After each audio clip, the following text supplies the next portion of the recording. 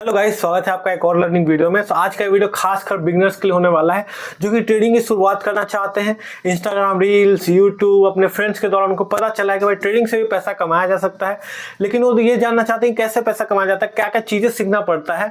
सो मेरा नाम है हिमांशु और मैं पिछले 3 साल से डेली ट्रेडिंग करता हूँ। सो मैं आपको प्रॉपरली गाइड कर सकूंगा कि भाई किस तरीके से आप एक बिगनर हो तो क्या क्या करना चाहिए, क्या क्या चीज़ें सीखनी चाहिए। सो देखिए, अगर मुझे कोई बिगनर में जब मैंने शुरुआत किया था, जो मैं आपको अभी बताने वाला वो चीज़ें अगर मुझे कोई स्टार्टिंग में बताया था तो मैं बहुत सारा लॉस बच जाता, टाइम बच जाता और मैं जल्दी से ट्रेडिंग सीख पाता। तो देखिए, ट्रेडिंग कई तरीके का होता है, जैसे कि स्विंग ट्रेडिंग हो गया, इंट्राडे ट्रेडिंग हो गया। तो इस वीडियो में हम इंट्राडे ट्रेडिंग की ही बात करने वाले हैं और इंट्राडे ट्रेडिंग बहुत ज़्यादा पॉपुलर है, लोग इसी को ट्रेड करना चाहते हैं। इंट्राडे ट्रेडिंग में 2 तरीके का ट्रेडिंग होता है। इक्विटी में, स्टॉक्स में ट्रेडिंग, जैसे रिलायंस को आपने खरीदा बेचा, टीसीएस खरीदा बेचा। और उसके बाद होता है एफएनओ ट्रेडिंग। एफएनओ ट्रेडिंग मतलब फ्यूचर ऑप्शन, जिसमें बैंक निफ्टी, फिन निफ्टी, सेंसेक्स, ये सारे इंडेक्स आते हैं। तो जो सबसे ज़्यादा पॉपुलर है वो क्या है?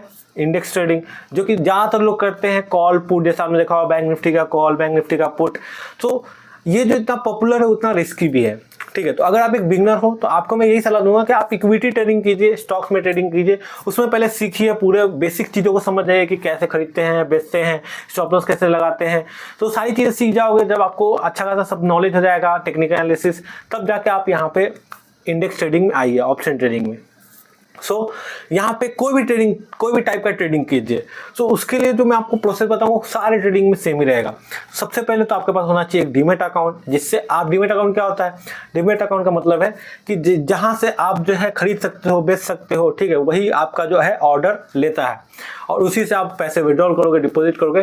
तो इंडिया में बहुत सारे ब्रोकर्स हैं, तो आप किसी में भी ओपन कर सकते हो। जैसे कि टॉप ब्रोकर्स के लिंक आपको डिस्क्रिप्शन में मिल जाएंगे, जैसे अपस्टॉक्स हो गया, एंजल वन हो गया, धन हो गया, फायर्स हो गया, पेटीएम मनी। तो किसी में भी ओपन कीजिए, इनको हम लोग बोलते हैं डिस्काउंट ब्रोकर, ठीक है। और आप एक बिगनर हो तो डिस्काउंट ब्रोकर में आपको ओपन करना चाहिए। जो फुल सर्विस ब्रोकर है वो बहुत ज़्यादा चार्जेस करते हैं, तो आपको डिस्काउंट ब्रोकर के साथ ही जाना चाहिए।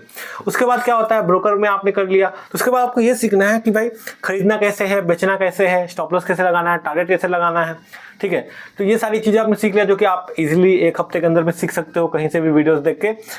उसके बाद जो सबसे इंपॉर्टेंट चीज़ आता है वो क्या है? वो है कि भाई कैसे जाने कि भाई यहाँ से ऊपर जाएगा, यहाँ से नीचे जाएगा, कहाँ से कैसे पता करें कि कहीं से शेयर का दाम है जो 100 रुपये से 120 रुपये जाएगा और 100 रुपये से 90 रुपये आएगा।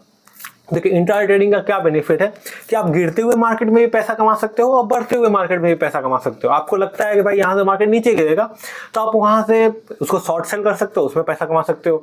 और अगर आपको लगता है कि मार्केट ऊपर जाएगा तो आप बाई करके भी पैसा कमा सकते हो। तो इंट्राडे ट्रेडिंग का यही बेनिफिट है। और एक और बेनिफिट क्या है कि आपको 5x लेवरेज मिलेगा। मतलब कि अगर आपके पास 10,000 रुपये हैं तो आप 50,000 रुपये तक का भी ट्रेडिंग कर सकते हो, ठीक है। ये चीज़ें बेनिफिट है इंट्राडे ट्रेडिंग में। और यहाँ पे अगर आप ऑप्शन ट्रेडिंग करोगे तो ऑप्शन ट्रेडिंग में क्या है कि आपको कम पैसा लगता है और वोलेटिलिटी भी ज़्यादा रहता है। तो उसको, तो मैं बिगनर हो तो आप उसको सिर्फ ऑब्जर्व कीजिए, ट्रेडिंग उसमें मत कीजिए, इक्विटी में ही ट्रेडिंग कीजिए, उससे ही सीखिए, ठीक है। जब आप ये सारी चीज़ें कर लोगे तो उसके बाद डीमैट अकाउंट ओपन कर लिया। फिर जो फंड है, फंड कितना ऐड करना है, कैपिटल कितना चाहिए सीखने के लिए, बहुत सारे लोगों का सवाल होता है। तो कैपिटल जो चाहिए सीखने के लिए बहुत ही कम चाहिए, चाहे आप 1,000 रुपये, 2,000, 5,000 जितना आप डालो, सिर्फ सीखने के पर्पज से। आप ये नहीं सोच सकते कि भाई 1,000, 5,000, 10,000 से आप कमा सकते हो, ऐसा नहीं सोचना है आपको। अगर सीखना है, सीखने के लिए आप कितना भी कैपिटल डाल सकते हो, 1,000, 5,000, 10,000। तो मैं आपको सलाह दूंगा कि 5 से 10,000 रुपये इनफ है सीखने के लिए, ठीक है। जितना छोटा कैपिटल डालोगे उतना आपको अच्छा रहेगा, क्योंकि सीखते हैं आदमी तो सीखने में लॉस होगा, बिकॉज ये कैपिटल मार्केट है, यहाँ पे या फिर प्रॉफिट होगा या फिर लॉस होगा, और स्टार्टिंग में तो ज़्यादातर लॉस ही होगा। तो इसीलिए आपको छोटा कैपिटल डालना है ताकि आप छोटे से ही लॉस से सीख जाओ। अगर बड़ा कैपिटल डालोगे तो बड़ा लॉस करके सीखोगे, लेकिन सीखोगे सेम चीज़। जो मान लो जो छोटा लॉस करके सीख रहा है, जो बड़ा लॉस करके सीख रहा है, दोनों सेम ही चीज़ सीख रहे हैं। ये सारी चीज़ें मेरे को कोई गाइड करने वाला नहीं था, जो कि मैं आपको गाइड कर रहा हूँ। मैंने तो स्टार्टिंग में जितना मेरे पास पैसा था सब ऐड कर दिया था, सीधा ऑप्शन ट्रेडिंग में घुस गया था और सब पैसा गवा दिया था, ठीक है। तो आपको ये चीज़ें नहीं करना है। आपको जो भी पैसा है उसको बैंक में रहने देना है, उसका थोड़ा सा पार्ट 5-10 हज़ार रुपये ही डालने हैं, उसे सीखना है। और माइंडसेट की सबसे ज़्यादा इंपॉर्टेंट है। ट्रेडिंग जो है ना एक मेंटल गेम है, ठीक है। ट्रेडिंग जो है, यहाँ पे आपको ऐसा नहीं कि भाई आप यहाँ पे पावरफुल होना चाहिए, बॉडी बिल्डर होंगे तो बहुत पैसा कमाएंगे, ये दिमाग का चीज़ है, ठीक है। तो आप भले ही आप कैसे भी हो, आपका दिमाग इसमें लगेगा, तो ये साइकोलॉजी का चीज़ है। कि भाई आप कितना अपने आप पे काबू कर रहे हो, कितना आपका इमोशन लेवल है, ठीक। सो यहाँ पे जैसा कि आप देख पा रहे हो, यहाँ पे क्या लिखा हुआ है, 10% यहाँ पे आपको स्किल की नीड है और 90% साइकोलॉजी। स्किल का मतलब है वही कि भाई कैसे ऊपर जाएगा, नीचे जाएगा, कैसे बाई सेल करे, ये सारी चीज़ें स्किल में आएगा। 90% ये आएगा कि भाई आपका साइकोलॉजी क्या है, माइंडसेट क्या है। जैसे आपने इंस्टाग्राम रील चाहे कहीं से भी जाना होगा तो आपको पता चला होगा, आप बहुत ज़्यादा हाई एक्सपेक्टेशन लेके आए होंगे कि अरे भाई साहब ट्रेडिंग में तो मैं अपना पूरा सपना पूरा कर लूँगा, गाड़ी ले लूँगा, आईफोन ले लूँगा, बंगला ले लूँगा। तो ये जो भी आप एक्सपेक्टेशन लेके आए हो, यही आपको सबसे बड़ा दिक्कत है। बिकॉज जैसे जैसे आप ट्रेडिंग करना चालू करोगे, रियलिटी फेस करोगे कि अरे यहाँ पे कुछ नहीं होने वाला है, और आप डिमोटिवेट हो जाओगे और फिर सट्टा और गैम्बलिंग बोल के चले जाओगे। तो आपको लो एक्सपेक्टेशन के साथ मार्केट में एंटर करना चाहिए। इसको एक बिजनेस की तरह समझना चाहिए कि भाई बिजनेस है, जितना पैसा लगाऊंगा उसका हिसाब से रिटर्न मिलेगा। तो आप ये नहीं सोच सकते कि भाई 10,000 रुपये लगा के आप 10 लाख कमाओगे, ये सोचना ही गलत है, ठीक है। तो यहाँ पे जब आप ये सारी चीज़ें कर लिए, उसके बाद यहाँ पे सबसे ज़्यादा इंपॉर्टेंट क्या है, आपके पास एक स्ट्रैटेजी होनी चाहिए। स्ट्रैटेजी कैसी भी हो सकती है। स्ट्रैटेजी हमको ये बताती है कि एक सेट ऑफ रूल रहता है कि ऐसा होगा तो मैं बाई करूँगा, ऐसा होगा सेल करूँगा, ठीक है। तो उसी को हम लोग स्ट्रैटेजी बोलते हैं। तो एक स्ट्रैटेजी होनी चाहिए। आप कोई भी स्ट्रैटेजी सीख सकते हो और बहुत सारी स्ट्रैटेजी आपको मिलेगा। मैं जो आपको सलाह दूंगा वो है कि आप स्टार्टिंग में जो है डिमांड सप्लाई सीखिए, प्राइस एक्शन सीखिए, ठीक है। इंडिकेटर की तरफ मत जाइए, इंडिकेटर बहुत सारी तरीके के हैं। तो मैं आपको जो प्राइस एक्शन है, जैसे कि यहाँ पे पैटर्न्स हो गए, आपका ब्रेकआउट हो गया, कैंडलस्टिक हो गया, ये सारी चीज़ें सीखिए स्टार्टिंग में, ठीक है। और उसके बाद ये सारी चीज़ें सीख जाओगे तो सबसे ज़्यादा इंपॉर्टेंट जो कि जिसके अगर वो नहीं आता है आपको तो आप ट्रेडर बन ही नहीं पाओगे, हमेशा लॉस में रहोगे, वो है रिस्क मैनेजमेंट। रिस्क मैनेजमेंट से ही आदमी प्रॉफिट करता है, लॉस करता है। जो भी आपने सुना होगा कि अरे इसने इतना लॉस कर दिया, इतना लॉस कर दिया, तो उसका रिस्क मैनेजमेंट अच्छा नहीं होगा। रिस्क मैनेजमेंट क्या होता है?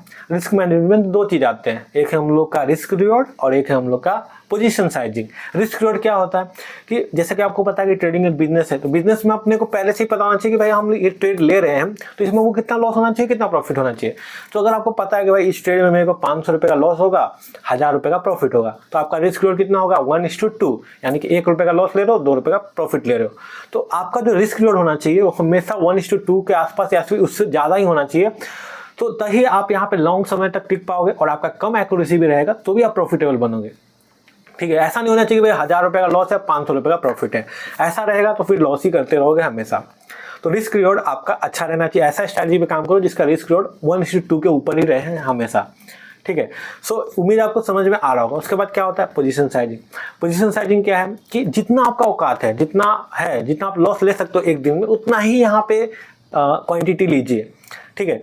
सो यहाँ पे जैसे कि आपका दिन में लिमिट है कि भाई मैं जैसे कि 500 या 1000 रुपये का मेरा लॉस का लिमिट है, तो मैं उस हिसाब से ही क्वांटिटी लूँगा, ठीक है। जैसे कि अगर मेरे को इस ट्रेड में मान लो कि 10 पॉइंट का स्टॉप लॉस आ रहा है, ठीक है, और मेरे को 500 रुपया मेरा लॉस का लिमिट है, तो उसमें आप क्वांटिटी कितना लोगे? क्वांटिटी इसमें आप 100 तो लोगे नहीं। अगर 100 लोगे तो कितने का लॉस होगा? आपको 1000 रुपये का लॉस होगा। तो आपको उसमें 50 क्वांटिटी लेना है कि भाई 50 × 10 करेंगे तो कितना हो गया? 500। तो मेरा 500 का ही लिमिट है। तो ऐसे आपको क्वांटिटी मैनेज करना है। अब ऐसा नहीं कि भाई 1000 क्वांटिटी ले लिया और बड़ा लॉस कर बैठे।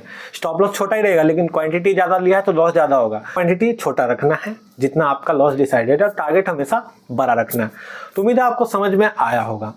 तो ट्रेडिंग में आपने एक बार ये सारी चीज़ें सीख लिया तो आप जो है आपका काम हो गया, ठीक है। बिकॉज मार्केट में यहाँ पे जितना ज़्यादा सीखोगे उतना ज़्यादा कम पड़ेगा, बिकॉज पूरा समुंदर है, आपको डेली सीखना पड़ता है। इनफैक्ट मैं आज भी डेली मार्केट से सीखता हूँ कि भाई मार्केट ने आज मुझे कुछ नया चीज़ सिखाया। तो जो बोलता है कि भाई मुझे सब कुछ आता है, समझिए कि उसको कुछ नहीं आता है, ठीक है। मार्केट में किसी को कुछ नहीं आता है। मार्केट प्रोबेबिलिटी के ऊपर चलता है कि आपको लगता है कि ऊपर जाने का यहाँ पे 60% चांस है और नीचे जाने का 40% ही चांस है।